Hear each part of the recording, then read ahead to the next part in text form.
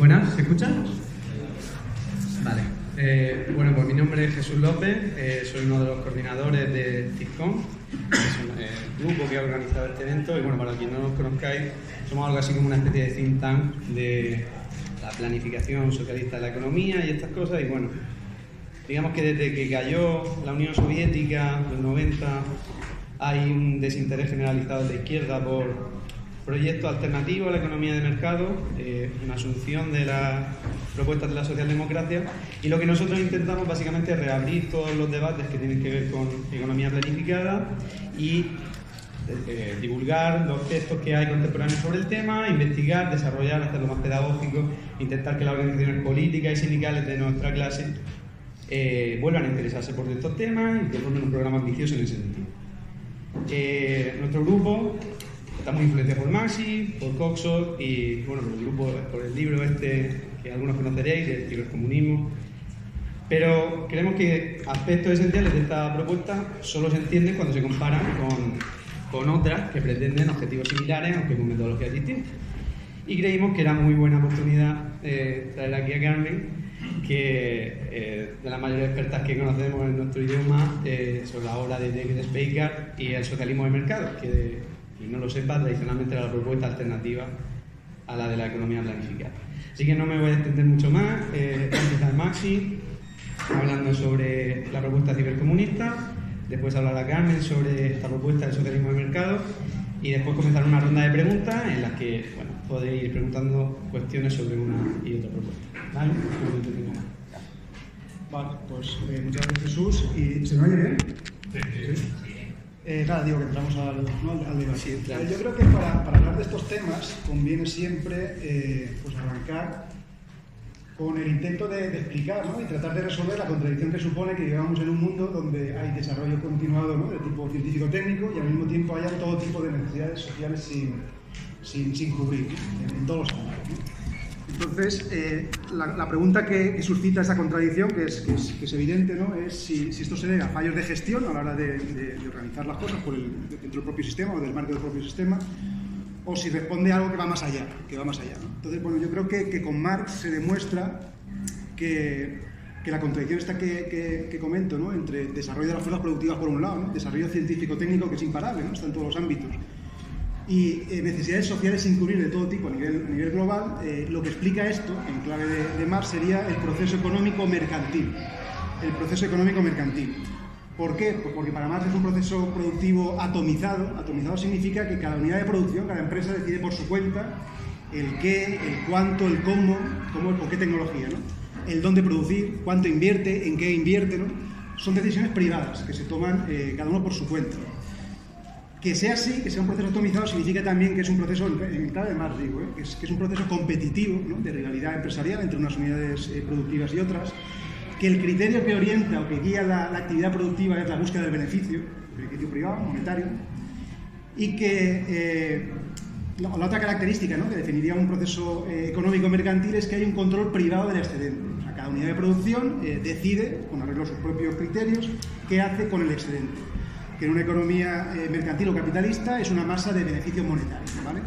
Las consecuencias en clave de Marx, ¿no? de estos principios que definirían al proceso económico mercantil son pues, que es un proceso ciego e ingobernable, donde las necesidades de la gente quedan subordinadas a las necesidades del capital, ¿no?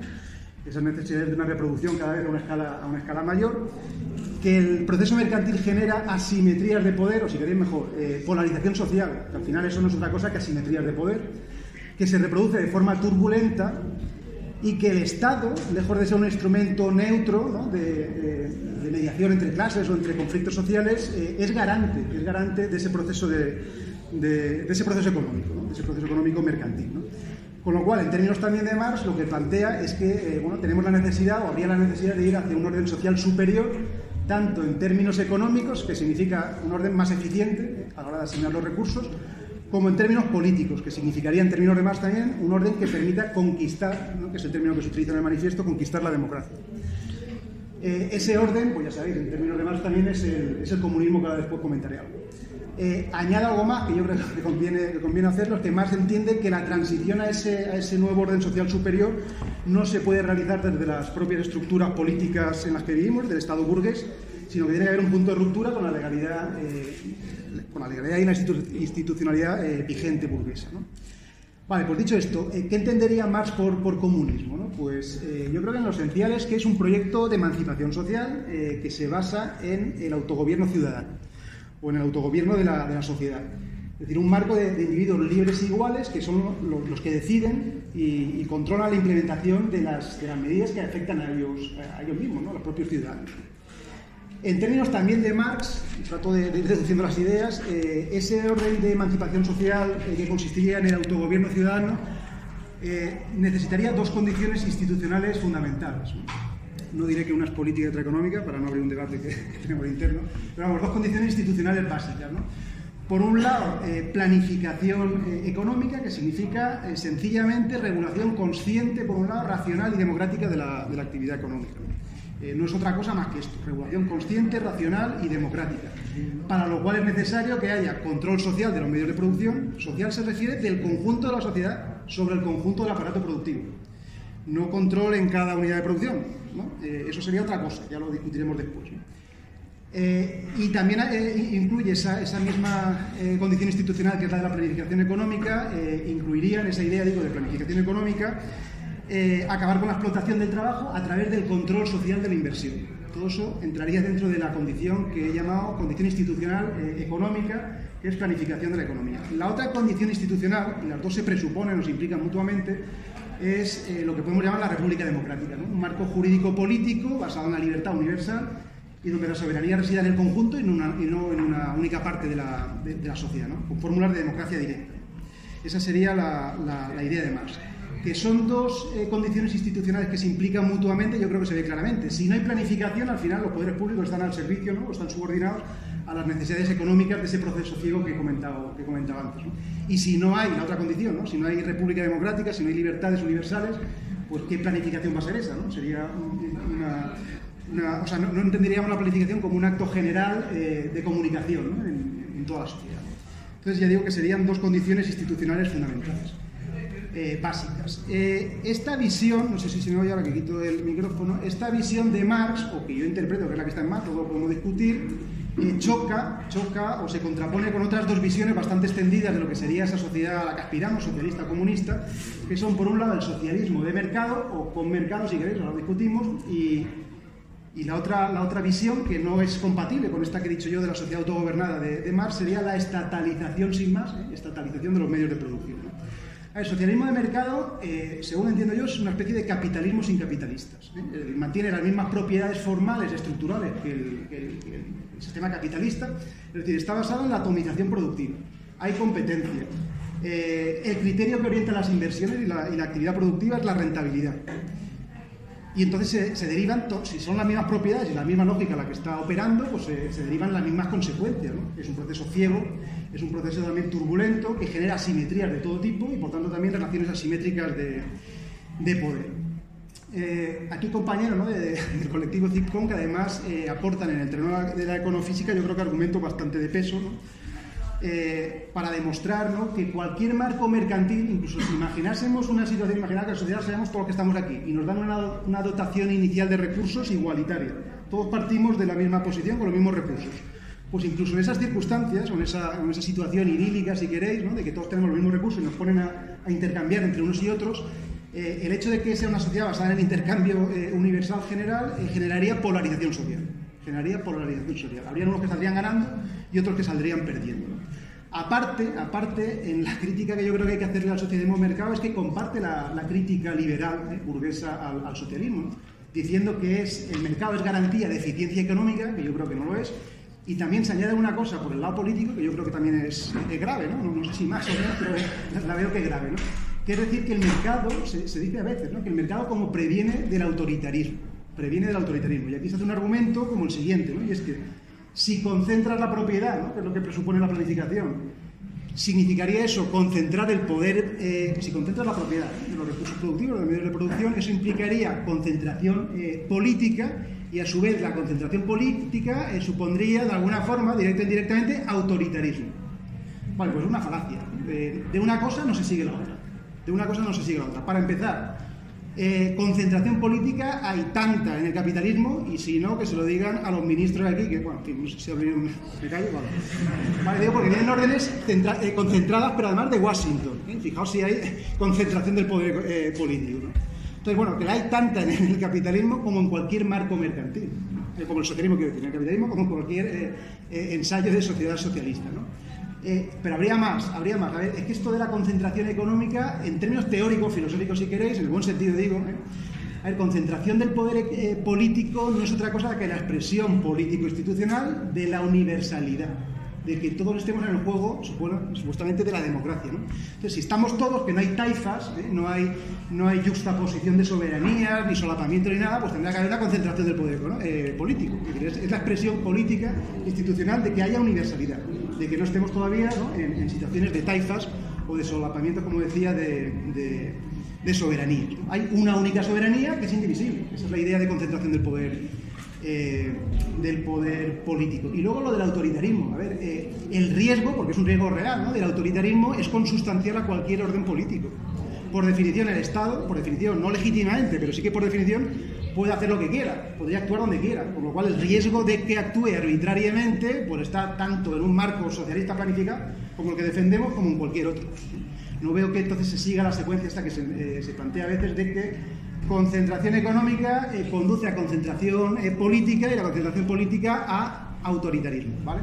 Y luego la otra versión que he dicho, que se contrapone a este proyecto de Marx del socialismo, el comunismo como una sociedad autogobernada, que deja un poco de lado, es lo de la estatalización simplemente de los medios de producción, ¿no?, sin participación real de la población. Yo creo que aquí no hace falta comentar mucho, porque sin participación real pues no hay nada que se le pueda asemejar a un proyecto, por lo menos tal y como Marx lo entendía, de sociedad emancipada, ¿no?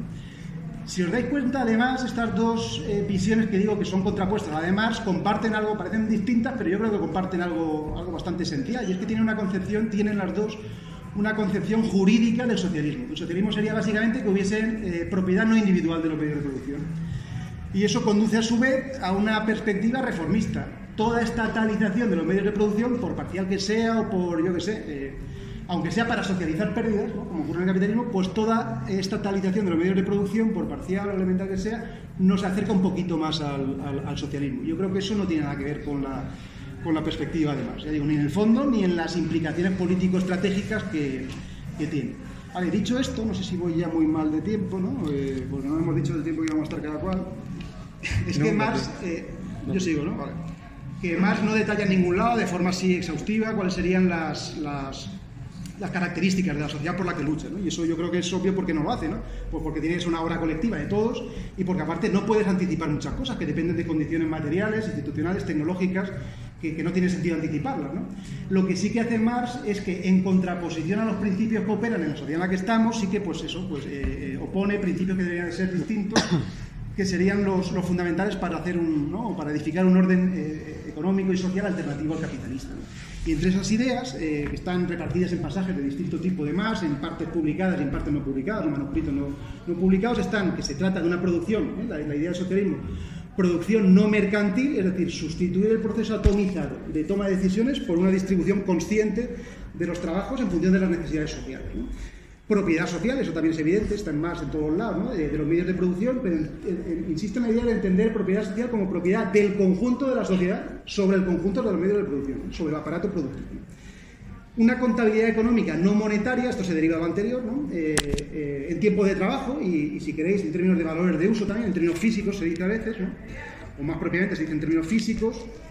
Una retribución, un pago, si queréis, ¿no?, para los trabajadores, los productores, en términos laborales, es decir, con bonos de trabajo en función de lo que tú hayas aportado a la producción, pues en función de las horas de trabajo que tú hayas aportado a la producción, tú puedes retirar luego bienes y servicios de la producción final en proporción, ¿no?, en cantidad que se ajuste a lo que tú has aportado a la producción social, ¿no? Es decir, bonos laborales sustituyendo el dinero, ¿no?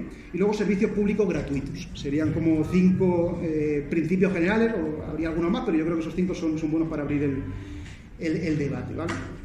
A ver, como podréis imaginar, estas ideas, ¿no?, pues desde el minuto cero, el minuto cero por lo menos de la Revolución Rusa, que tiene lugar la Revolución Rusa, encuentran la oposición intelectual, ¿no?, académica, teórica de la burguesía, ¿no?, con sus intelectuales, ¿no?, sobre todo los economistas, ¿no? Y entonces os sonará que desde la Revolución de Rusia del 17, pues en torno al 19, 20, 21, empiezan las primeras formulaciones así formales, ¿no? por parte de economistas de la escuela austríaca sobre todo, que si no estoy familiarizado, pues sería como la escuela en economía más radicalmente liberal, ¿no? Más radicalmente pro-mercado o pro-capitalista, ¿no? Que dicen que tratar de construir un orden más allá del mercado, que eso es imposible, que conduce a la ineficiencia y, por tanto, en último término, al colapso también, ¿no? Entonces, aquí en esta tradición, la austriaca, liberal austriaca, habría como, por resumir mucho, habría como dos variantes, ¿no? La de Mises, von Mises, no sé si os suena este economista, hace ahora casi un siglo del artículo, ¿no? Seminal que dio origen al debate sobre el cálculo económico en socialismo, que sería el argumento contra el socialismo basado en la imposibilidad de que en el socialismo se pueda calcular costes, ¿no? Para poder asignar los bienes y servicios, los recursos de forma eficiente, ¿no? Y luego hay una prolongación, una derivación, porque ahí hay trifulca también entre ellos, ¿no? Hay divergencia entre los propios austríacos, ¿no? Estaría la aportación de Hayek, 20 años después más o menos, que añadiría al problema del cálculo que plantea Mises el problema de la información. Ahora comento brevemente las dos. Pero me detengo en esto por una razón que yo creo que es fundamental. Porque esto no es simplemente que los austríacos digan esto, y bueno, pues es lo que dice una escuela por ahí de economía más o menos, no marginal, porque cada vez tiene más peso, ¿no? En la academia y en los medios de comunicación sobre todo. No es así por lo siguiente, y es que las ideas que plantean con respecto a las posibilidades del socialismo la escuela austríaca son hegemónicas, en la profesión económica desde luego, pero también en en todo el arco político. Ideológico. Yo creo que, no sé si me quedaré corto, pero el 95% de la izquierda yo creo que es pro mercado. El 95%, y quizá ya digo me quede corto, ¿no? Entonces es importante para los que defendemos que hay que superar el mercado, ¿no? Si queremos ir a una sociedad pues, realmente democrática, ¿no? y autogobernada, pues combatir las ideas, los argumentos de la escuela austríaca. Muy rápidamente. Comento primero los de Mises, luego los de Hayek, ¿vale? Mises lo que plantea, recordad que era la idea de que el cálculo es imposible en el socialismo. Lo que dice es que si tú socializas la producción, estás impidiendo que los medios de producción se puedan comprar y vender. Si no se pueden comprar y vender, no se están formando precios monetarios. Si no se están formando precios monetarios, entonces es imposible calcular costes, porque no puedes unificar los distintos insumos de los que te sirves, ¿no? para producir a un denominador común. Si no puedes calcular costes, entonces no puedes comparar técnicas productivas. Y entonces no puedes elegir las que sean más eficientes. Y encima no podrías tomar decisiones, o como dicen ellos, juicios empresariales en incertidumbre a partir de precios futuros y todas estas cosas que comentan, ¿vale? Ese es el argumento central de Mises, que añade que el cálculo en términos de trabajo sería imposible, no tanto, aunque también lo comenta de pasada, por cuestiones de complejidad computacional, sino porque el trabajo es heterogéneo, entonces no puedes operar con esa unidad de medida. Y añade algo más, y añade que una autoridad, que la propiedad social de los medios de producción, la propiedad del conjunto de la sociedad sobre el conjunto de los medios de producción, conlleva o implica inevitablemente una instancia única de decisión, que lo decide todo, hasta el último detalle. Hasta el dobladillo que lleva los pantalones lo habría decidido Jesús, que sabe, que es el que nos coordina en el grupo, que es casi omnisciente. Entonces ellos plantean las cosas así, en estos términos, ¿no? Es decir, una unidad, una instancia central que lo decide todo, todo, hasta si el dobladillo del pantalón es de 1 centímetro o 1,5. Entonces, claro, a todo el mundo piensa esto y dice, esto es imposible, eso el socialismo, pues no tiene ningún sentido, ¿vale? Eso, Mises, por un lado, lo estoy abreviando. Hayek, ¿qué añade? El tema de la información. Dice que es que para coordinar una economía compleja, una economía con una división del trabajo bastante desarrollada, el tipo de información que hace falta para poder calcular y coordinar una economía compleja es una información subjetiva. ¿Qué significa esto en términos de Hayek? Porque es una información que depende de cada cual, de cada gente, que la descubre y que la interpreta. Que es una información a su vez que es dispersa, la llama. Dispersa significa que está diseminada, es decir, cada uno de los que estamos aquí tendría unos bits de información propia que ha interpretado a su manera, entonces son suyos.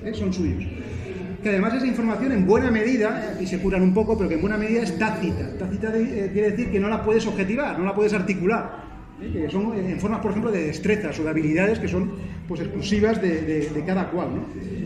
Y que son además, es una información además de tipo práctico, que está vinculada a lo que ellos llaman también, algunos llaman el ejercicio de la función empresarial de los agentes, cuando buscamos oportunidades de ganancia en el mercado, ¿no?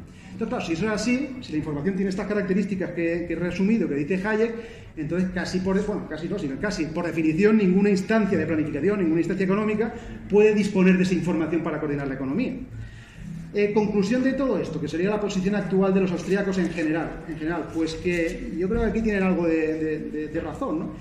Que el problema de la eficiencia económica, ¿no?, en una sociedad postcapitalista, postmercantil, ¿no?, que trata de superar el mercado, no es un problema, ellos lo dicen así, no es un problema meramente computacional, es decir, no es un problema de capacidad de recolectar y procesar información, no sería un problema de ese tipo, eso no es lo fundamental, de información que estaría dada, que en la jerga económica dada significa que es conocida, es decir, que ya sabemos cuáles son los fines de lo que hay que producir, cuáles son los medios, es decir, con qué tecnología, etcétera, dónde hay que producir, cuánto, etcétera. Es decir, que no es un problema, el tratar de construir en términos económicos una sociedad distinta a la mercantil no es un problema computacional, no es un problema de hacerse con la información ni de procesarla, ¿vale? Sino que, dicen los austriacos, más o menos la síntesis de las dos alas que he dicho, ¿no?, de la más miesiana y la más hayekiana, dicen que es un problema eminentemente económico-empresarial, de valoración y decisión humanas, en un marco dinámico y en incertidumbre, ¿no?, donde la información lo que hay que hacer es crearla. Y la información sobre los fines y medios de la actividad productiva no están dados, no son conocidos, sino que hay que crearlos.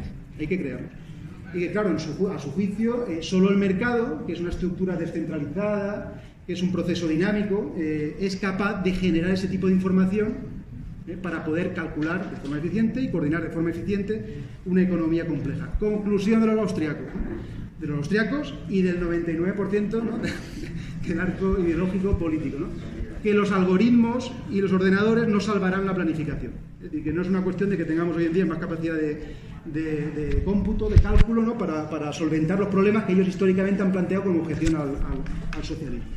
Vale, respuesta cibercomunista podríamos llamar, ¿no? Respuesta que se le puede dar desde el comunismo militante de toda la vida, pero con el apoyo, ¿no?, con las ventajas que tenemos de las condiciones tecnológicas actuales. Vale, pues por un lado, a ver, pues que ya es técnicamente posible, esto sí que es cierto, calcular costes de forma exhaustiva, ¿no?, sin necesidad de recurrir al dinero, en términos laborales, en términos de cantidades de trabajo directo e indirecto. También es posible técnicamente balancear una economía compleja, insisto, es con millones de productos distintos, bienes y servicios distintos, ¿no? Es posible balancearla, es decir, es posible asignar con precisión, ¿no?, con exactitud los insumos para cada tipo de actividad y atender de esa forma las necesidades de la población, ¿no? Y luego que también es posible optimizar, es decir, hacer asignaciones eficientes, ¿no?, sin necesidad de recurrir a procesos de mercado ni al intercambio mercantil, ¿no?, a través de técnicas matemáticas, de programación lineal, etc., ¿vale? Esa sería una de las tres líneas que voy a plantear de respuesta al argumentario liberal austriaco que comparte casi toda la izquierda, ¿no? La segunda línea de crítica es que el argumento austriaco en realidad son tautologías, ¿no? Ellos, fijaos, lo que hacen es lo siguiente: definen el cálculo económico por las propiedades que el cálculo económico adopta en un marco mercantil y entonces tautológicamente dicen que si suprimen el mercado, pues claro, no hay cálculo económico posible. No sé si habéis entendido la idea, ¿eh? Definen el cálculo por las propiedades que tiene el mercado, de tal forma que si suprimen el mercado, pues claro, ya no hay cálculo posible. Sí, pero es una falacia, ¿eh? Las cosas no funcionan así. Ellos dicen que para calcular en el mercado, que el cálculo económico requiere juicio emprendedor sobre inversiones privadas, ¿no?, a partir de precios futuros, bueno, y todas estas cosas. Pero todo esto ya presupone que estás en un marco mercantil. Si los recursos no son privados, ¿no? Entonces no hay necesidad de hacer ninguna estimación sobre precios futuros, no hay incertidumbre sistémica, ni hay nada de estas cosas que dicen los austriacos que son necesarias para poder calcular. Es decir, son tautologías o argumentos circulares. Luego, además, es que la información no es fundamentalmente subjetiva, la que hace falta para coordinar una economía compleja, ¿no? Buena parte de los procesos que ya están en curso en el sistema capitalista en el que vivimos, de robotización, ¿no?, de automatización, ¿no?, extrema de muchas ramas o industrias o empresas, ¿no? Todo esto de la industria 4.0 se llama, ¿no? Estos nombres los van poniendo cada vez uno distinto, pues todas estas cosas, ¿no? Ya lo que te están diciendo es que los saberes de tipo subjetivo, los conocimientos de tipo tácito y tal, están quedando relegados cada vez más, incluso al interior del propio proceso económico capitalista, ¿vale? Esa sería otra línea de crítica. Y luego, aparte, sigo la misma, de que la información no es subjetiva y que son argumentos tautológicos o que no apuntan al fondo real, ¿no? Y es que, a ver, si persistiese algún tipo de conocimiento tácito o de información tácita que hace falta articularla también en un marco no mercantil socialista o comunista, pero ¿por qué no va a poder articularse? Es decir, pongo un ejemplo. Si Jesús está al frente de una unidad de producción donde elaboran muebles, a lo mejor, ¿no? Y yo estoy a otra donde también elaboramos muebles, y a lo mejor en el colectivo que está Jesús tienen ahí unas habilidades mayores que las que estamos en el colectivo mío, pues eso se expresará también en forma de a lo mejor de productos de más diversos, de calidad a lo mejor superior, incluso a lo mejor con menos coste. Con lo cual también en un marco no mercantil se están teniendo en cuenta, o se pueden tener en cuenta, esos conocimientos o esa información tácita que dicen los austríacos que solo se puede procesar y articular en un marco mercantil. Y una tercera línea de crítica, había dicho que habría tres. La tercera sería que, la planificación no implica un único centro de toma de decisiones. Planificación, en términos yo creo que genuinos, es lo que he comentado antes. Control racional, ¿no?, consciente y democrático del proceso económico. Las tres cosas. No significa que uno decida el dobladillo de mis pantalones y mis vaqueros. Eso no es planificación, eso es otra cosa. Eso será otra cosa. Entonces la planificación puede ser compatible, no que puede, debe ser compatible con diversas instancias que toman decisiones a distintos niveles. Y a diferencia de lo que ocurre en el mercado, que ahora lo voy a comentar, la planificación permite que haya una asignación o toma de decisiones multinivel. Multinivel no es otra cosa que decir que con actores distintos. Mientras que en el capitalismo lo que ocurre es que quien decide son los propietarios de los recursos. Ahí no hay diversidad de actores tomando decisiones. Vale, todo esto voy acabando casi ya, me quedan yo creo que 5 minutos. Desembocaría en la... ¿Muy bien? En 4 o 3 minutos. Vale, digo que desembocaría en la idea de que, la propuesta esta cibercomunista que defendemos desde el colectivo CIPCOM y más gente, no es cualquier cosa, no que no sea, sino es cualquier cosa menos una propuesta tecnocrática. Es una propuesta que tiene dos finalidades. Por un lado, poner la tecnología, que esto no tiene que ver con la tecnocracia, poner la tecnología al servicio del control social de la economía, es decir, poner la tecnología al servicio de que la decisión y la valoración primero, y decisión individual y la deliberación colectiva atraviese toda la economía. Cosa que en los procesos mercantiles, por definición, porque están atomizados, es imposible. Entonces, la planificación asistida por ordenadores permite esto, poner la tecnología al servicio del control social de la economía, y permite una mayor racionalidad. Una racionalidad mayor, ¿qué significa? Una racionalidad multidimensional, no solo económica, en el sentido de que ahorres costes de trabajo, por ejemplo, sino que tenga en cuenta también si una inversión a lo mejor mejora las condiciones de trabajo de los propios trabajadores, que tenga en cuenta las condiciones ecológicas, etcétera, etcétera. Es decir, permite tomar decisiones multidimensionales y multinivel, que decía antes, implicando a actores muy distintos. Entonces, por acabar, yo creo que la propuesta de un modelo CIPCOM, podemos llamarlo, ¿no?, cibercomunista, que supere cualquier intento de mantener estructuras mercantiles para la asignación de recursos, para coordinar una economía, debería de combinar dos tipos de circuitos o de procesos de coordinación económica. Debería de combinar dos tipos de circuitos o de procesos de coordinación económica, que he llamado así de forma provisional. No se me ocurre otro, si me diera alguna idea luego igual cambio, pero se me ocurren coordinación científico-técnica por un lado, que haría uso de información que ya es dada, o sea, que está dada, que es conocida sobre fines y medios de la actividad productiva, y lo que he llamado, que esto estoy más insatisfecho con la expresión, digo solo, coordinación experimental, que lo que trataría sería de crear nueva información sobre fines y medios de la actividad productiva. Esto ya digo para dar respuesta al reto, yo creo que es un reto austriaco, y poder edificar una economía no mercantil que sea eficiente. Por lo que toca al circuito que he dicho o al procedimiento de coordinación científico-técnica, pues básicamente es recurrir a técnicas de planificación cibernética, es decir, que permita la retroalimentación de la información, ¿no?, con decisiones no solo de consumo final, de los consumidores cuando deciden si compran un tipo de zapatillas u otras, un tipo de alimentos u otros, ¿no?, sino a lo largo de todo el proceso productivo. Con los trabajadores también tomando decisiones, o consejos consultivos de consumidores, lo que sea, tomando decisiones en distintos momentos, ¿no?, del proceso económico y en distintos niveles, ¿no?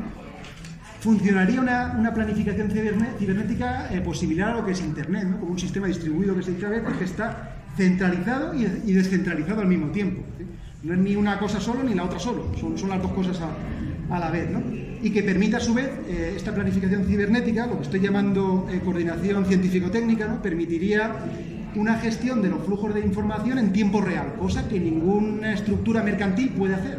Por definición, la atomización significa cortocircuitos en el proceso de transmisión de la información. Aparte, la información la procesa cada cual con arreglo a sus expectativas de ganancia o de negocio, con lo cual las distorsiona, etcétera, etcétera, ¿no? Y al mismo tiempo también la coordinación científico-técnica que comento implicaría una contabilidad, que lo he señalado antes hablando de Marx, una contabilidad no monetaria, en términos físicos o en términos laborales. Si queréis, luego en todo esto nos podemos entretener. Este es el primero de los dos circuitos que he dicho que harían falta, por lo menos según entiendo yo, para poder construir una economía eficiente postmercantil, postcapitalista, ¿no? El otro es el que he llamado coordinación experimental.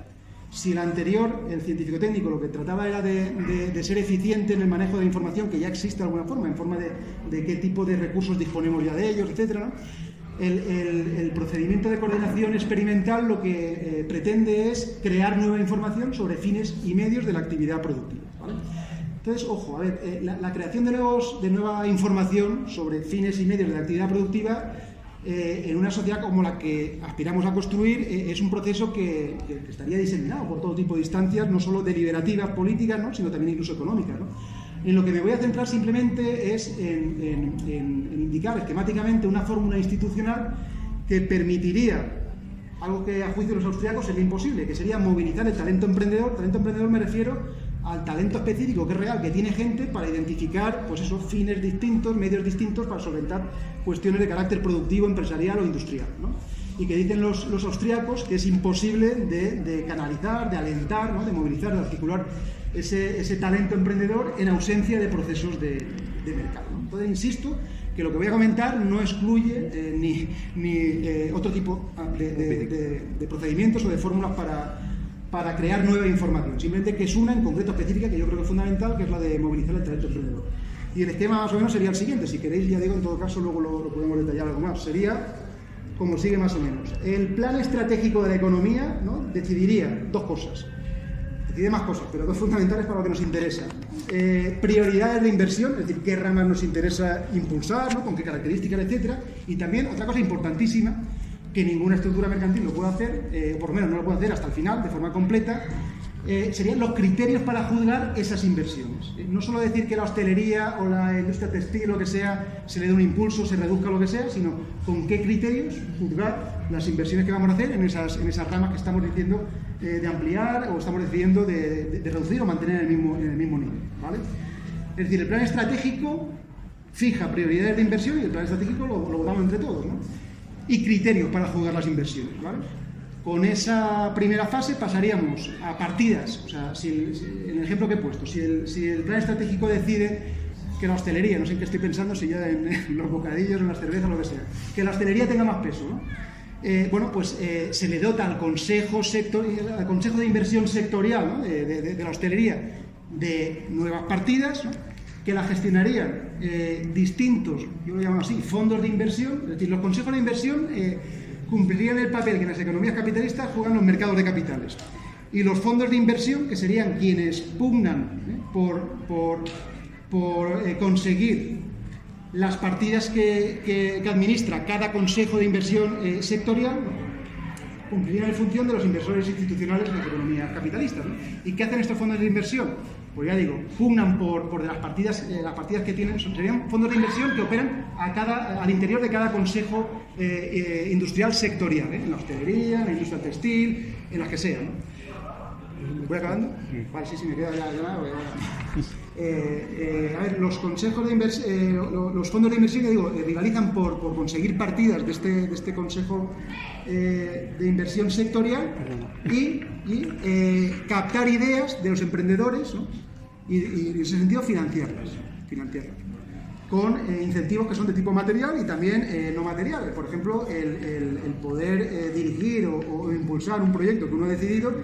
Incluso para los austriacos, ¿no?, consideran que es el motivo principal, lo dicen algunos autores austriacos que son especialistas en cuestiones de emprendimiento, etcétera, ¿no?, que es el motivo principal que impulsa a los emprendedores en la actualidad. Emprendedores me refiero no a un autónomo, sino a alguien que tiene una idea de tipo empresarial y que busca un inversor para llevar esa idea a la práctica, ¿vale? Pues digo que esa misma fórmula se puede replicar en un marco no mercantil. Y de esta forma, pues, logras movilizar un talento que existe, ¿no? Que hay gente que tiene un talento, igual que hay gente que tiene talento especial para la música, o para las artes, o para el deporte, pues hay gente que tiene un talento especial para idear bueno, para tener nuevas ideas sobre fines y medios distintos de la actividad productiva. Pues lo dejo aquí porque ya me has dicho varias veces que me frenen, y en todo caso luego lo detallamos.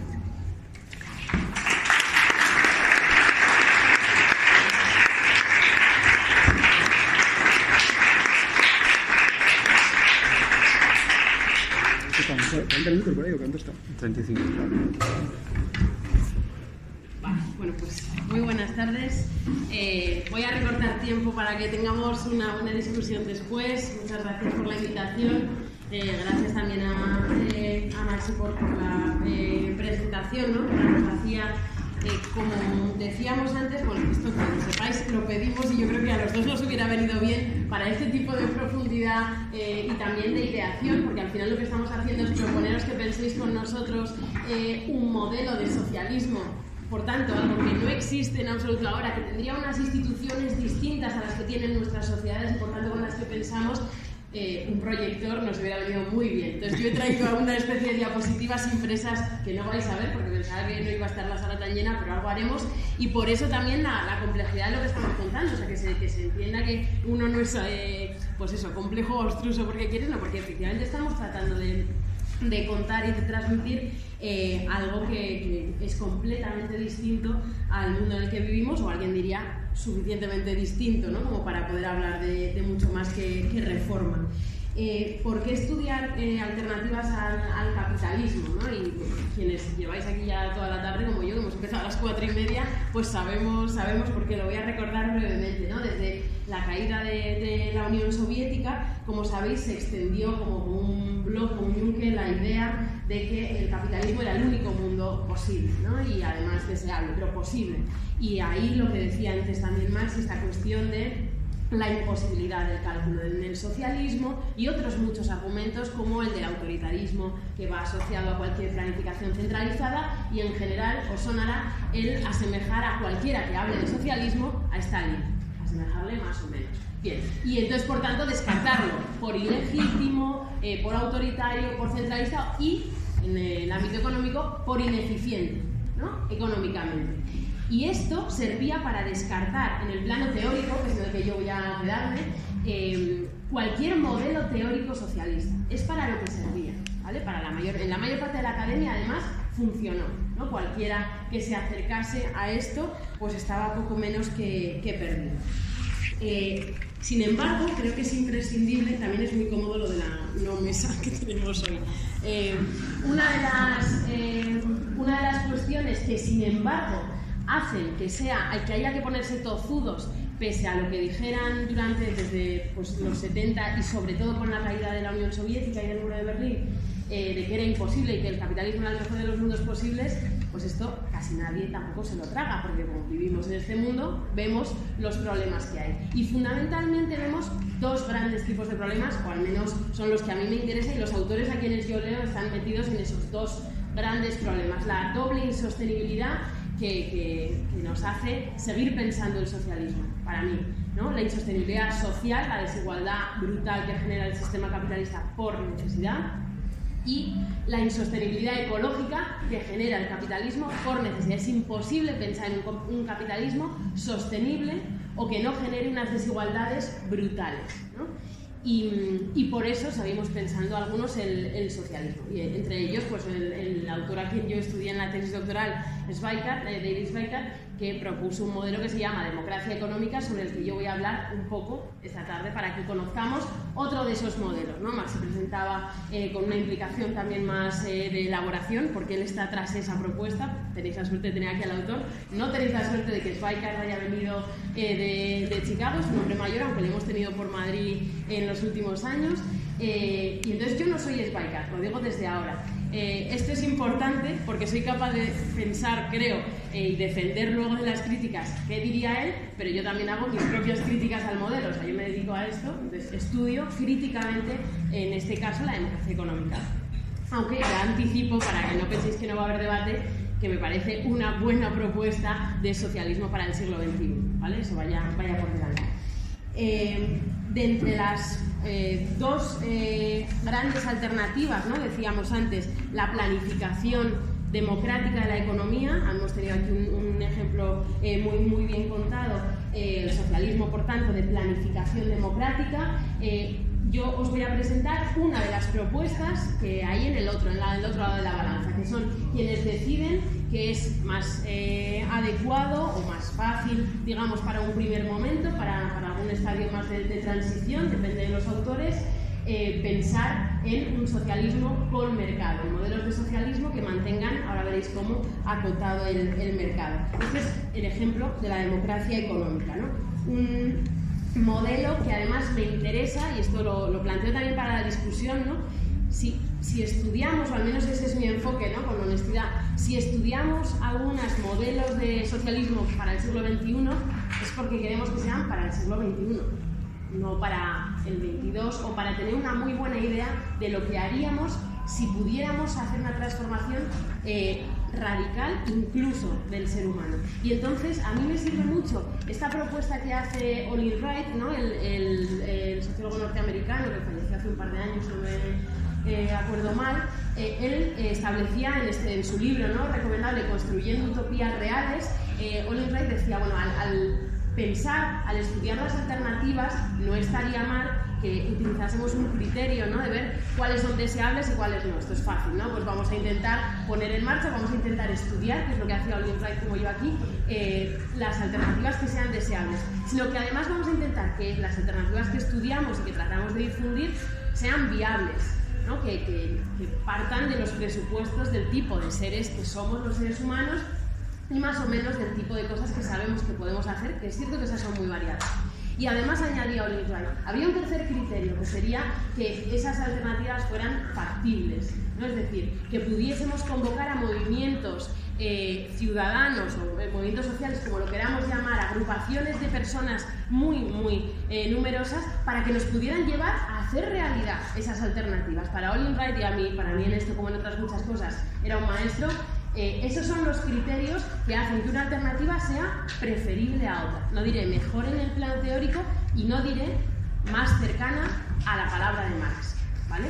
Y esto es algo que también es importante, porque podemos evaluar las alternativas con distintos criterios. Y uno de ellos es la cercanía o no con la palabra y la letra que encontramos en Marx y en los análisis marxistas, y aquí efectivamente pues tenemos una divergencia, ¿no?, en los criterios. Yo seguiría, es lo que os propongo, este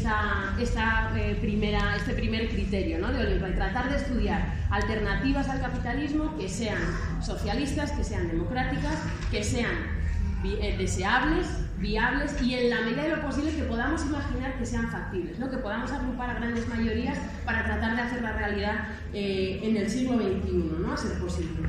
Entonces, la democracia económica, entro con esta breve parte y acabo luego con una cuestión también ecológica para que veáis que es fundamental para mí. La democracia económica, por tanto, ya sabemos que sería un modelo teórico, ¿no?, una síntesis entre teoría y práctica, que bebe de esos debates teóricos que antes mencionaba Maxi, pero también del análisis práctico de algunas propuestas concretas, ¿no?, que se llevaron a cabo, por ejemplo, en Yugoslavia, pero también de los inicios de la cooperativa Mondragón, por ejemplo, es decir, de cosas y de estudios de cooperativas que funcionan y de estudios muy complejos de cooperativas que a nivel agregado han demostrado ser igual o más, nunca menos eficientes que las empresas gestionadas de forma privada, que las empresas capitalistas. Esto es importante porque nos ayuda a hacer que esas alternativas en las que estamos pensando pasen de ser deseables para un grupo probablemente reducido y viables a ser también factibles, porque tenemos que, yo al menos no perdería de vista el elemento de querer convencer a nuestras sociedades de que ese mundo deseable al que aspiramos es además posible, ¿no? Entonces, esa sería un punto de entrada. Tres instituciones básicas de esta democracia económica, de esta propuesta en concreto, que podemos evaluar junto con la anterior esta tarde. En primer lugar, autogestión de los trabajadores. Esta es la más sencilla, ¿no? Se sustituye, por tanto, del capitalismo el hecho de que sean las manos privadas quienes posean los medios de producción, y a la vez desaparece el trabajo asalariado, ¿no? Son los trabajadores quienes gestionan y controlan todo lo que hace al funcionamiento de las empresas, de los lugares de trabajo en los que están, ¿no? La decisión de cuánto se produce, cuánto se cobra por los productos y cómo han de distribuirse las ganancias, ¿vale? Habría en empresas muy grandes, podría haber, como similar a como sucede en algunas cooperativas grandes que tenemos en este país, pues consejos de trabajadores, incluso un director general o ambos. Eso lo deciden en todo caso los trabajadores y en definitiva puede ser también revocado por ellos, es cualquier órgano del que se doten, de forma democrática. En este modelo cooperativista, en esta primera pata de la democracia económica, que sería la autogestión de los trabajadores, un rasgo fundamental, y en esto creo que recojo bien el guante de Maxi antes, es que aunque los trabajadores gestionan, son los que se encargan de gestionar el trabajo y las decisiones que a él competen en su empresa, digamos, en su lugar de trabajo, no son los propietarios de los medios de producción, sino que estos son propiedad colectiva de la sociedad. Los trabajadores que están en un momento dado en una empresa lo que hacen es utilizar los activos de capital y distribuir entre ellos el beneficio neto de la empresa. Pero la propiedad es social, ¿vale? Y esto conlleva, ¿cómo podemos hacer esto, ¿no? Si lo gestionan los trabajadores y usan ellos esa maquinaria, imaginemos, ¿no? Pensando en algo bastante básico, ¿por qué decimos que la propiedad sería social? Pues porque todas las empresas deberían pagar un impuesto sobre sus activos de capital, que sería una especie de alquiler del conjunto de los cooperativistas de una empresa a la sociedad, digamos, ¿no? En esto que no vais a ver, las empresas, como veis, tendrían que, por un lado, pagar este impuesto sobre los activos de capital, que iría a una cosa que Sveicar llama fondo de inversión, bien, fácil, y, por otro lado, conservar el valor del capital, puesto que no les pertenece, porque es del conjunto de la sociedad, aunque yo lleve la fábrica de muebles con mis compañeros cooperativistas, tengo la obligación de que no pierdan de no perder esa riqueza que es social, y eso también tienen que guardar un porcentaje de esto en una cosa que Sveicar llama reserva de amortización, de forma que todas las empresas tienen que pagar de sus beneficios, o el beneficio que sacasen las cooperativas, pagarían los costes no laborales, la reserva de amortización, es decir, para pagar las reparaciones, las sustituciones de la maquinaria y que no se pierda esa riqueza, y pagar ese impuesto de activos de capital, digamos ese alquiler al conjunto de la sociedad, por ser ellos los que están usando y obteniendo al final un salario de algo que es de todos. ¿Bien? ¿Se entiende hasta aquí? Vale. Y el resto de los beneficios de cada empresa es lo que se reparte entre los trabajadores. Por tanto, el trabajo no es un coste de producción. Por tanto, también, y por cercanía hacia Marx y no solo, habría desaparecido como tal, en gran medida dentro de la propuesta de democracia económica, el trabajo asalariado. ¿Sí? Tenemos una de las patas claras, ¿no? De las tres que quería contaros. El segundo, perdón, es que voy saltando un poco para aligerar. El segundo elemento, la segunda institución grande en la que se basa este modelo de democracia económica es el mercado de bienes y servicios. Aquí es donde viene la chicha, ¿no? Pero no, viene después, pero aquí podemos anticipar alguna cosa. Ojo, y se ha hablado de falacias. Ojo, el mercado no es sinónimo de capitalismo. Y esto deberíamos tatuárnoslo. O sea, el mercado no es sinónimo de capitalismo. Por eso hablamos de mercados capitalistas, y dentro de ellos del mercado financiero. Por eso sociedades precapitalistas tenían mercado, y por eso sociedades postcapitalistas pueden tener mercado. Lo importante es qué tipo de mercado. Y por eso Karl Polanyi, mucho más que recomendable, diría, propuso esta distinción entre sociedades con mercado y sociedades de mercado. El capitalismo es una sociedad de mercado, porque en ella su elemento mercantil, que comparte con otros muchos sistemas anteriores y quizá posteriores, no lo sabemos, marca el pulso del completo de su sociedad. ¿Vale? Regula no solo las relaciones mercantiles para las que está pensada, ¿no? La oferta y la demanda, el establecimiento de precios, imaginemos, sino que entra y permea en el resto de la vida. Esta es la parte insidiosa, la parte más problemática, yo diría, y muchos dirían conmigo, de los mercados, y la parte que nos hace, en algunos casos, caer en esto que antes decía que conviene no hacer, que es entender que el capitalismo y el mercado son sinónimos. no son. Sin embargo, una sociedad de mercado es, en este caso, en la nuestra, es una sociedad capitalista, sin duda, ¿no? El capitalismo en la forma de sociedad de mercado. Ahora bien, podemos imaginar, y ese es el reto, y hay muchas personas que defenderían que no, podemos imaginar un mercado en sociedades complejas como las nuestras que no arrastre con todo el resto de la forma social. Sveigaard y yo y otras gentes diríamos, sí, podemos intentar hacer esto, o al menos no hay más elementos para pensar que va a arrasarlo todo y que va a ser necesariamente sociedades o sistemas de socialismo de mercado. Por eso insistimos mucho, quienes defendemos una propuesta como esta, ¿no? O nos parece suficientemente válida como para explorarla, analizarla, criticarla y discutirla, que tenemos que hablar de sociedades con mercado y de socialismo con mercado, que utilizaría el mercado, lo acotaría mucho, como ahora veremos, y por tanto no podemos extrapolar las consecuencias nefastas que sabemos que tiene el hecho de vivir en sociedades de mercado a lo que haría el socialismo de mercado, porque entonces ahí sí efectivamente se le ponen al socialismo con mercado todas las fallas que ya tiene un sistema como el capitalista, pero eso tampoco nos es demasiado honesto, ¿no? Teóricamente.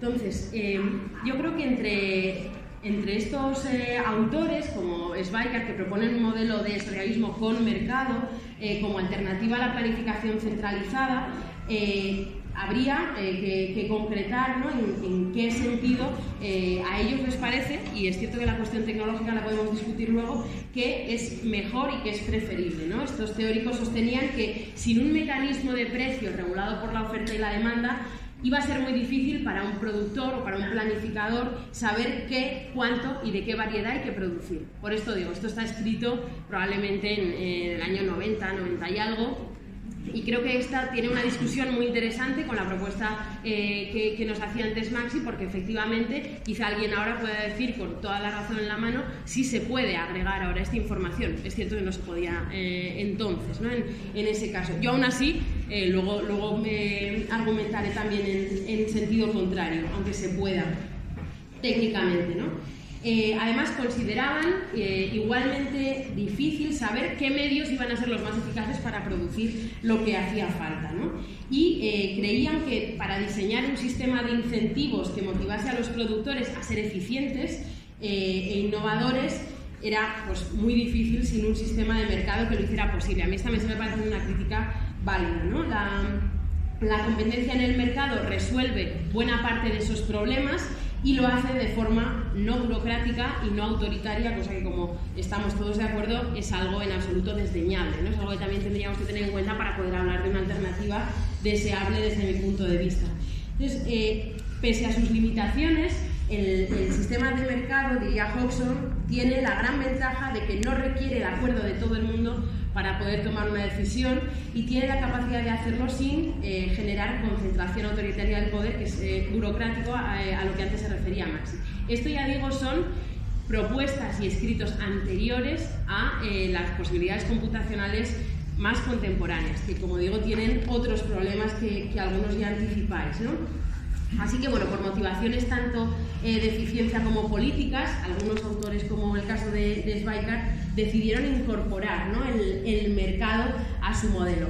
Ahora bien, los precios no estarían regulados más allá de la oferta y la demanda, para esto serviría el mercado, ¿no? Aunque en algunos casos, como sucede ya hoy, sí se podrían aplicar controles a precios o subsidios, ¿no? Igual que en la práctica pasa con sectores regulados, lo sabemos, y por tanto las cooperativas lo que harían, las distintas empresas, sería competir en el mercado para vender sus productos o innovar, ¿no? Las empresas tratarían de obtener un beneficio, pero claro, es que las palabras están manchadas. Tratarían de obtener un beneficio, ¿recordáis la diapositiva anterior?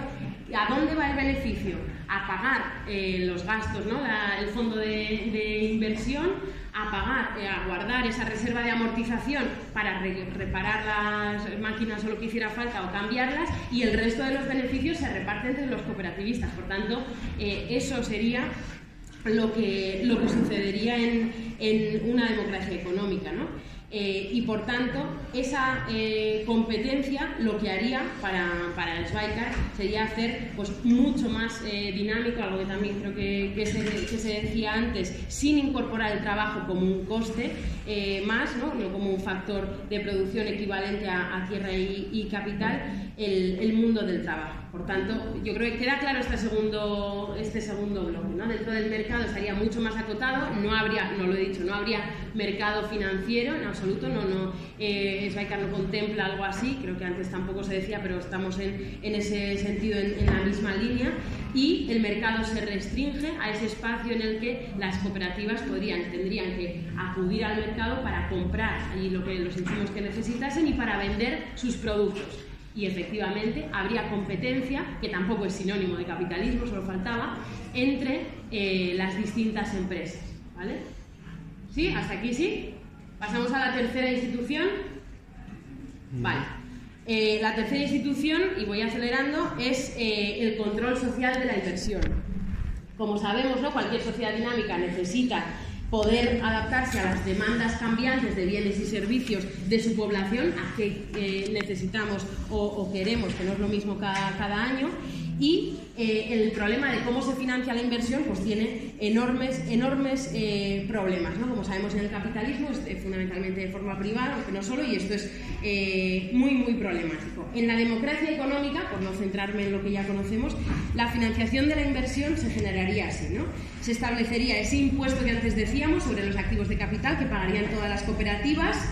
Este impuesto de tipo fijo, ese alquiler que antes decíamos, iría al Fondo de Inversión Nacional. Entonces tenemos aquí abajo, aquí arriba, el Fondo de Inversión Nacional, que se destinaría a la nueva inversión. ¿A qué vamos a invertir?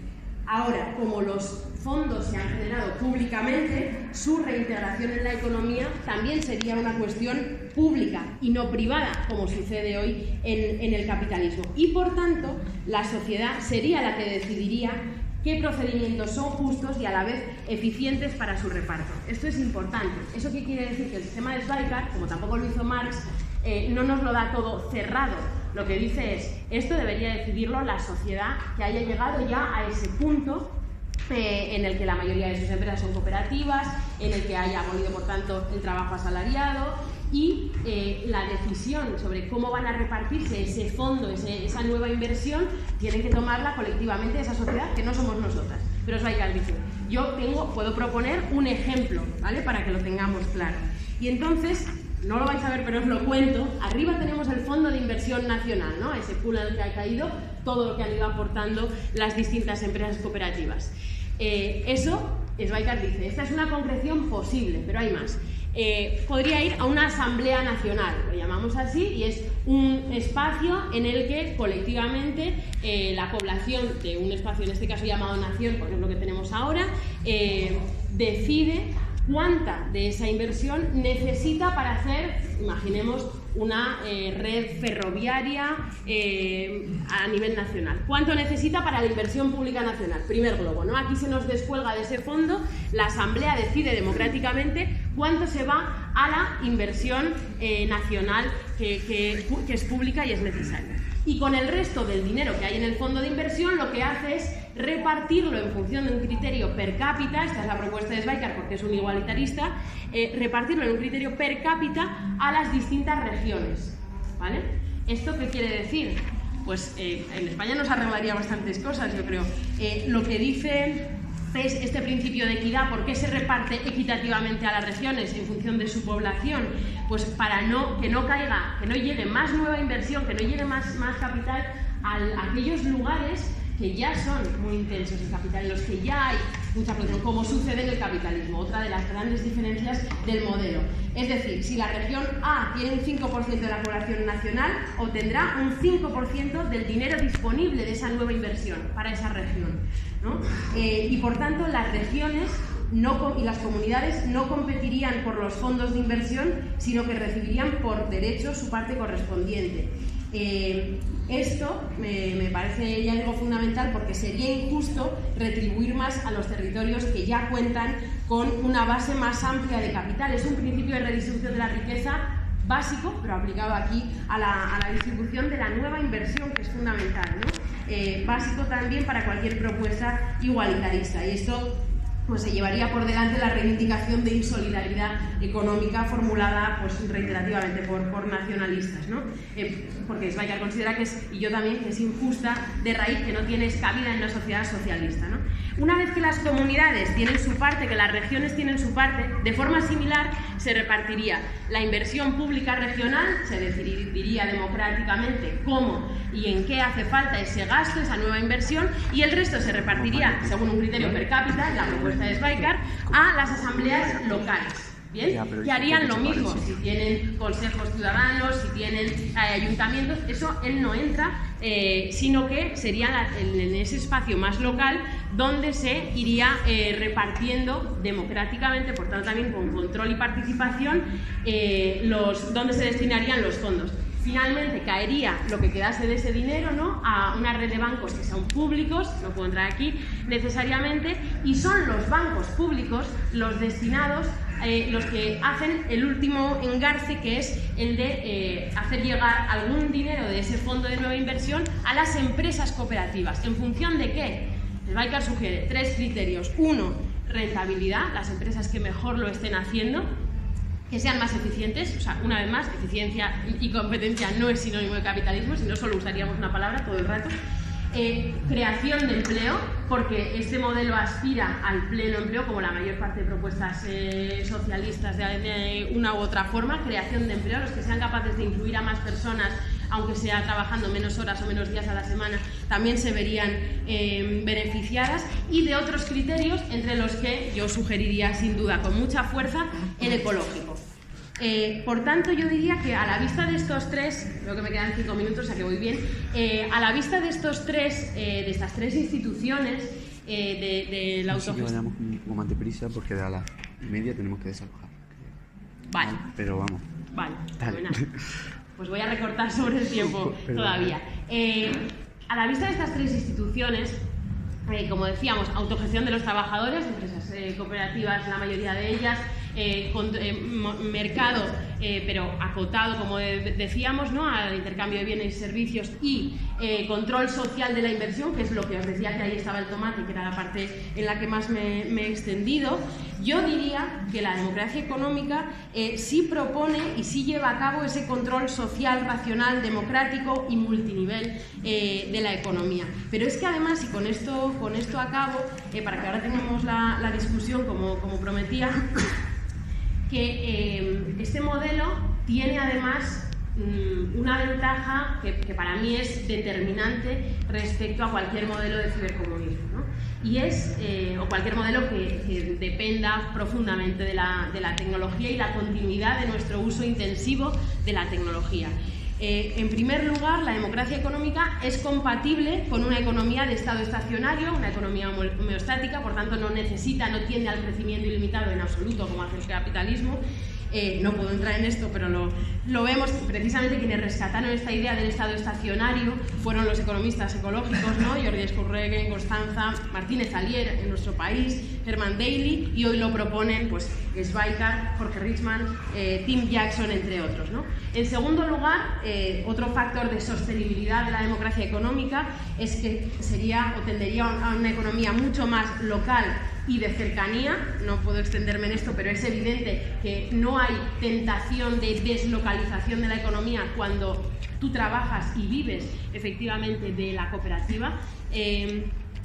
Eso genera además otro tipo de apegos al territorio y de asentamientos que son muy beneficiosos ecológicamente. Y en tercer lugar, porque la democracia económica tendría esos mecanismos, esos otros criterios que decíamos con los que repartir la nueva inversión, que podrían limitar todavía más que nos pegásemos ecológicamente tiros en el pie, ¿no? Que tendría mecanismos también democráticos para hacerlo.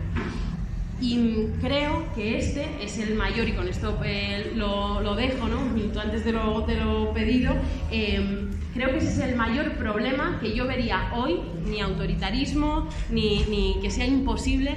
El mayor problema que yo encuentro hoy, con sinceridad, cualquier propuesta que dependa, como me parece que hace el cibercomunismo, de un uso intensivo de la tecnología y los materiales que necesita, es que es imposible. O sea, que es materialmente, o va a ser materialmente imposible, aunque sea posible técnicamente hacerlo.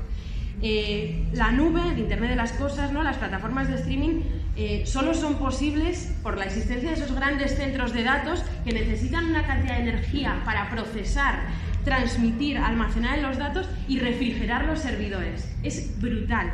He traído un par de ejemplos, ¿no? YouTube, Google, Zoom son los sitios web con mayores emisiones de gases de efecto invernadero del mundo. Varios de ellos, o sea, duplican y triplican las de algunos de los países en emisiones de efecto invernadero más grandes del planeta. Los 5.000 millones de reproducciones que tiene esta canción en YouTube, esta estúpida canción Despacito, ¿vale? Los 5.000 millones de reproducciones en YouTube generaron 367.000 toneladas de CO2. Eso equivale, las reproducciones de esa canción, equivale a 850.000 barriles de petróleo, a las emisiones de 100.000 taxis a lo largo de un año. Creo que cuando tratamos de mirar un poco más allá de lo que se ve, no parece que confiar en la digitalización sea algo innovador o en lo que tengamos que poner las esperanzas para un socialismo del siglo XXI. Pero bueno, estamos aquí para discutir eso. Muchísimas gracias por la atención. Gracias.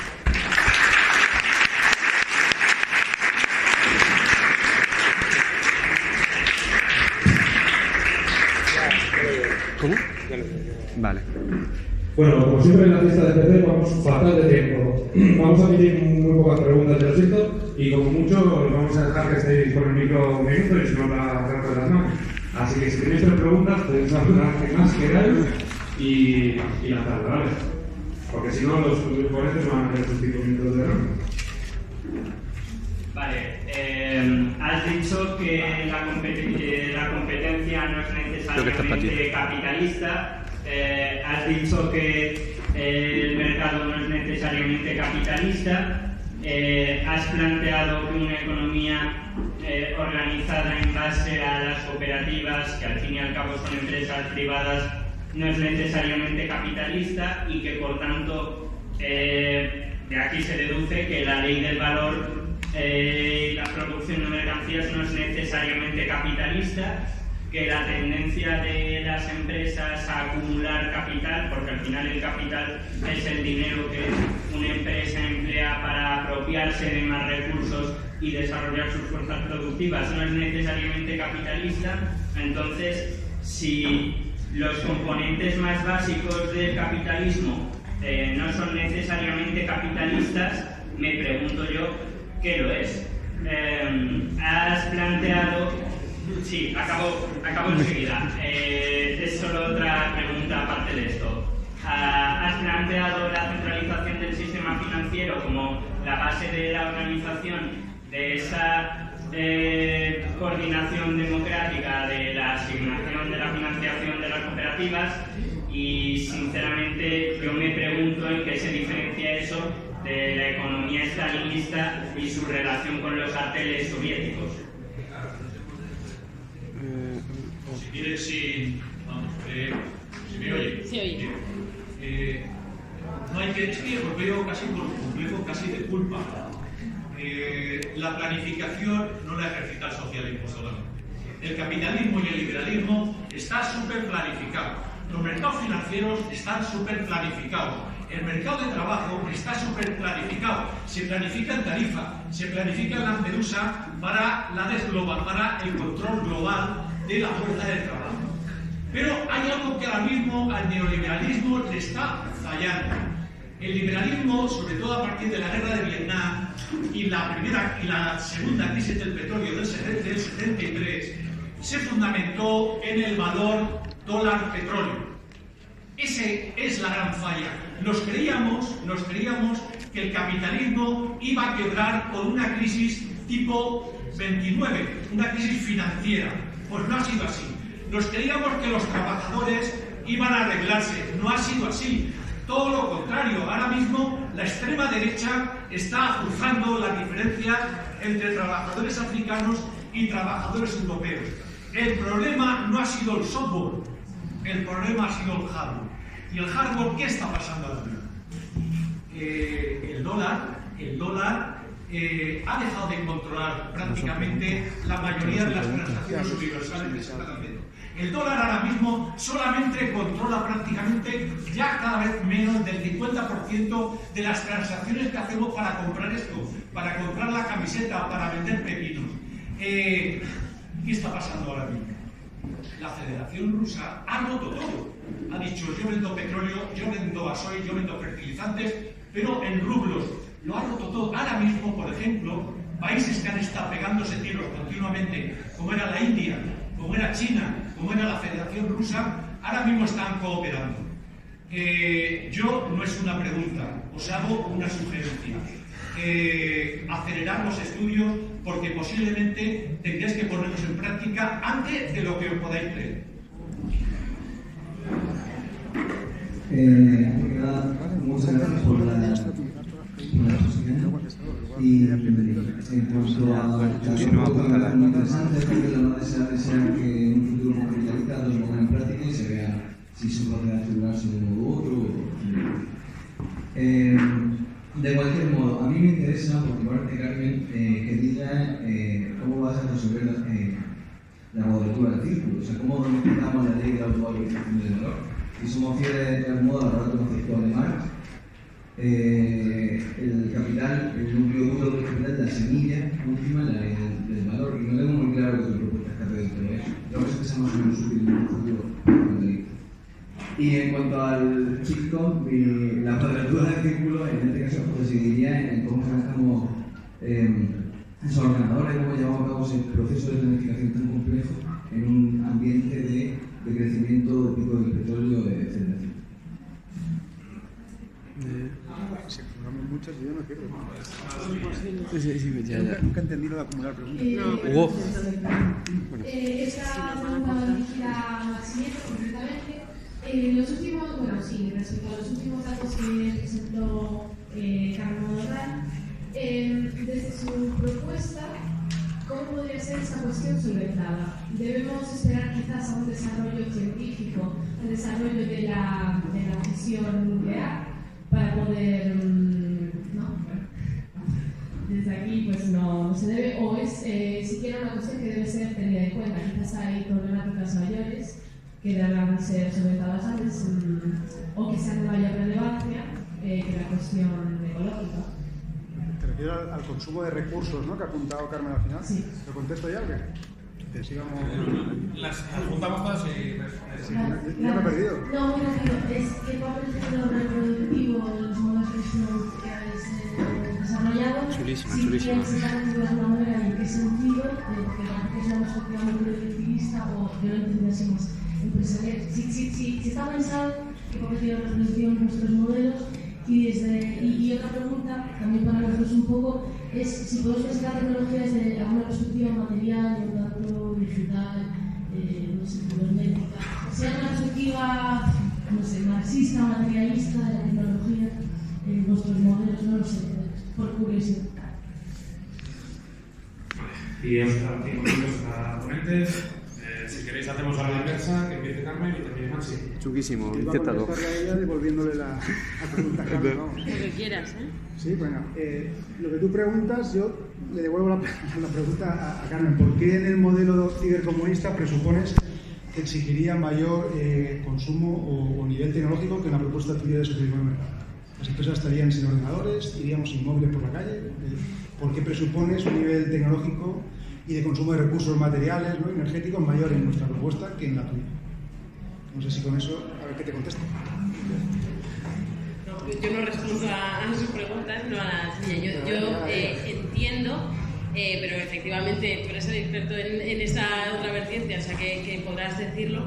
Entiendo que al no haber mercado para la asignación de precios, para ese agregado que necesitamos saber de cuánto tenemos que producir, de qué, eso se hará, y por eso la parte del cibercomunismo necesitará de un uso muy intensivo, mayor que el que tienen, o parecido al que tienen nuestras sociedades actuales, pero el que tienen nuestras sociedades actuales es insostenible, lo decíamos en la sesión anterior esta misma tarde, ¿no? Entonces, si vamos a un declive energético, no podemos contar, diría yo, y ojalá me equivocase, con un uso de energía y materiales tan intenso como el que estamos haciendo ahora. Entonces, las propuestas que dependan más de esa parte, si no es el caso del cibercomunismo que propones, fenomenal, pero si no, creo que tendrían que enfrentarse al problema de los materiales y del uso, en este caso, de esos grandes procesadores que necesitan algoritmos, me imagino que de una complejidad mayor que el de la reproducción de una canción en YouTube. Que es mucho ya el consumo de esto primero. Pero si no es así, efectivamente esto solo iría, por eso luego me he corregido y he dicho, para las alternativas que dependan mucho del uso intensivo de la tecnología y en concreto de los grandes procesadores de información. Había entendido que esto sí lo necesitaba un modelo más que el otro. Brevísimamente respecto a algunas de las preguntas para que Max también tenga tiempo a contestar. Las cooperativas son empresas privadas, en algunos casos en el capitalismo no son empresas privadas en el modelo de Schweikart. Precisamente hay un cambio brutal, aunque algunas palabras se mantengan y por eso algunas veces pueden dar lugar a equívocos, como decía, de un sistema a otro. Hablar de capitalismo para mí necesariamente pasa por hablar de un mercado que no solo está en ese aspecto de los bienes y servicios, sino que lo abarca efectivamente todo, que pasa a ese conjunto de las relaciones sociales, no solo a la reproducción, un trabajo asalariado, cosa que tampoco habría, y una propiedad privada de los medios de producción, cosa que tampoco habría. Es decir, se puede no estar en absoluto de acuerdo con la democracia económica, pero creo que después de este rato podemos estar de acuerdo que es algo distinto al capitalismo. Alguien puede jugar que no es en absoluto deseable, pero que no los he confundido en la exposición. Respecto a algunas de las otras preguntas, y gracias en todo caso por todas ellas, para Schweikart yo diría que el punto lanzado por la cuestión feminista, como los añadidos que yo hacía respecto al ecologismo, es algo que está muy poco contemplado en su propuesta, no es nada extraño en el tipo de autores, ¿no?, con los que solemos trabajar en Occidente, y sin embargo sí ha acogido pues estas adendas, digamos, y ha ido incorporando en los últimos años, desde el 2009, 2010, 2011 en adelante, en sus publicaciones esta cuestión. Brevemente sobre el trabajo reproductivo, ahí en la democracia económica lo que se centra es en la explicación de estas instituciones, las tres que os he dicho y otras tres adicionales, pero el énfasis también está puesto en el tiempo en el que el trabajo productivo podría reducirse en ganancia de tiempo para la vida y en el reparto del trabajo, ¿vale? En mecanismos de reparto de trabajo cuando vienen también mandados. Y creo que con esto es lo que puedo hacer en 3 o 4 minutos. A ver, por entrar un poco otra vez a cuestiones de fondo del debate. A ver, yo la pega o el problema que le veo a las propuestas que planteas es que la comprensión que tenéis desde vuestra perspectiva, ¿no?, de lo que es el mercado, yo creo que no es precisa o no es acertada, ¿no? El mercado no es un mecano, ¿no? Es un Lego con el que tú puedas ir añadiendo piezas y tienes el tamaño de castillito que te ha dado la gana de construir. El mercado, en un sentido relevante, por lo menos al que más le interesa estudiar, es una estructura que está basada en trabajos privados, sean de cooperativas o no cooperativas, trabajos privados que se ejercen de forma independiente unos de otros y que se validan socialmente con el intercambio de sus productos en el mercado. Esa estructura está en pie en tu modelo, en el modelo que defendéis vosotros. Entonces, te hago una pregunta. En la economía actual, la española, por ejemplo, o en cualquiera compleja, se producen millones de bienes y servicios distintos. ¿Cómo se asignarían en tu modelo? Porque eso de conmercado es como si incrustases, ¿no?, dentro de una estructura no mercantil un poquito de mercado.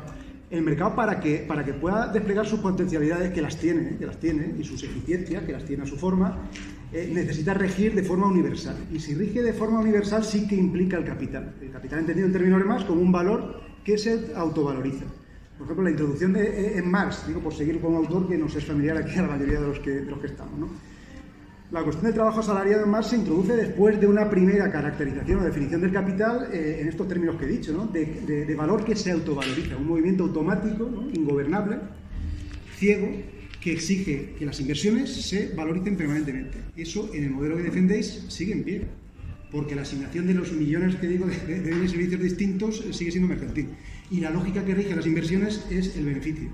Y, por tanto, las propiedades que definen el sistema mercantil capitalista siguen en pie todas. Atomización productiva, competencia, funcionamiento compulsivo. La inversión, ¿qué más da que en primera instancia haya un fondo general más o menos público si luego está descentralizada a través de bancos? Y, en último término, son las empresas, con arreglo, lo has comentado, ¿no?, a sus expectativas de beneficio, a la rentabilidad en cualquier caso, deciden qué invierten y qué no.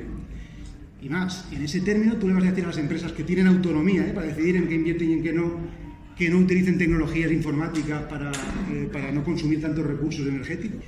O sea, ¿por qué en el modelo que defendéis tendría que ser el consumo energético y de materiales y de minerales menor que el que defendemos nosotros? Eso no se sostiene, vamos. Pero en cualquier caso, el resumen es que el mercado es una estructura, o por lo menos el mercado en un sentido relevante. Claro que ha habido algún tipo de intercambio en sociedades precapitalistas, pero en todas ellas el intercambio era algo parcial, aislado, ¿no? Se jugaba dentro de un marco no mercantil y entonces no regía como mercado, es decir, no había leyes objetivas, que es lo que sí que hay cuando el mercado es universal. O sea, no hay determinaciones objetivas en el mundo feudal cuando habían ciertos intercambios que eran esporádicos o aislados, eran puntuales, por lo tanto no tenía sentido plantearse ninguna ley del valor que regulase los intercambios, ni los tiempos de trabajo, ni nada por el estilo, no había nada de eso. Eso sí que lo hay allá donde el mercado rige como estructura, en un sentido universal. No quiere decir que todo absolutamente sea mercancía, pero sí que casi todo, y que tendencialmente todo es mercancía. Solo cuando tendencialmente las cosas son mercancías, entonces existen las leyes propias de la producción mercantil y capitalista. Deben de estar, él estaba contestando No, era una cuestión del debate de... Claro, yo no sé si daba tiempo ya más. Bueno, pues es que no da más tiempo a hacer preguntas, yo creo que podemos ir cerrando ya. Que esto has dicho que hay media, ¿no? Sí, no. Así, ¿no? O sea, nos echan literalmente, o sea que ya podemos ir cerrando, ¿vale? Muchas gracias a todos, a los ponentes sobre todo. Perdona,